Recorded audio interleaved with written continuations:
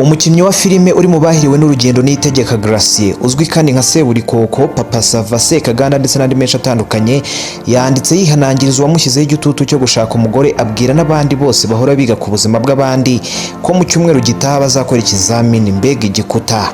Iki ni igikuta yarahaye umukobwa ruteye commentaire ku ifoto yarashyize ku rubuga rwe rwa Instagram amusaba ko yashaka umugore maze akava mu mikino y'abana yirwamo.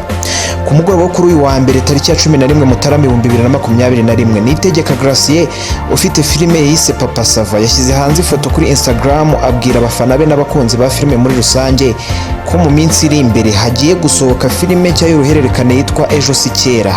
Iyi foto imugaragaza yambaye ipantaro y'ibara ry'umukara ndetse n'inkweto ari uko, nta mupira cyangwa se ishati yambaye hejuru, ameze nk'uwahese umugongo. Mu bitekerezo birenga 60 byaje kuri iyi foto, benshi bamubwiye ko bifuza kuzahurira muri filime nawe, abandi bavuga ko biteguye filime ku rwego rwo hejuru, bamwe ndetse banamubwira gukomeza urugendo rwo gukina filime kuko benshi bakunda uburyo agaragaza ubuhanga mu gukina kwe. Ibyo bakoraga byaje guhindura isura ubwo mu batanze ibitekerezo kuri iyi foto harimo umukobwa ukoresha izina rya Patrick ufite ifoto imwe kuri konti ya Instagram wabwiye Seburikoko gushaka umugore akava mu mikino y'abana. Yagize ati, shaka umugore va mu mikino y'abana wa mugabo we.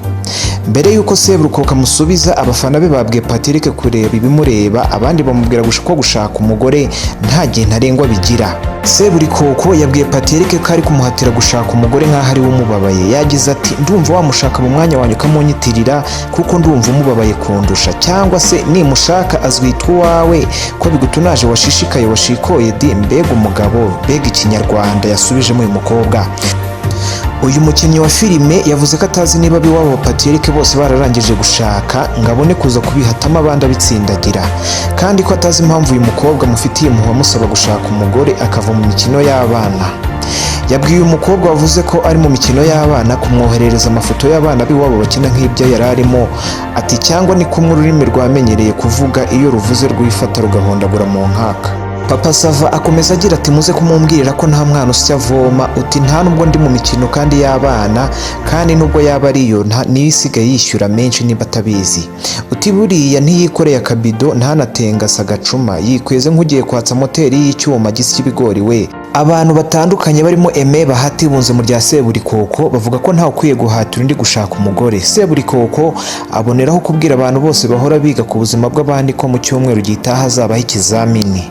Ku wa 3 Ukwakira 2020, Niyitegeka Gracie wamamaye muri Seburikoko yatangaje ko nta gitutu afite cyo gushinga urugo kandi ko nta n'umwenda abereyemo abantu ku buryo yabyuka mu gitondo atangaza itariki y'ubukwe.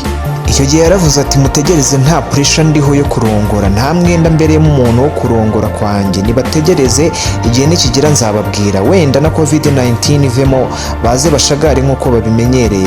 Papa Sava abiteramo urwenya akavuga ko abamubaza itariki y'igihe azarushingira wagira ngo ni itariki yo gupfa. Ntiyerura neza niba afite umukunzi, gusa avuga ko abantu bakwiriye gutegereza kugeza igihe azababwirira. Kora subscribe kuri OG-TV-show YouTube channel ubashe kubona amakuru y'ibyamamare byo mu Rwanda no hanze yarwo, haba muri muzika, muri fashion, documentaire zikoze neza ndetse n'andi makuru yose agezweho. Mwari kumwe na Blaze, iyi ni OG-TV-show. Bye bye.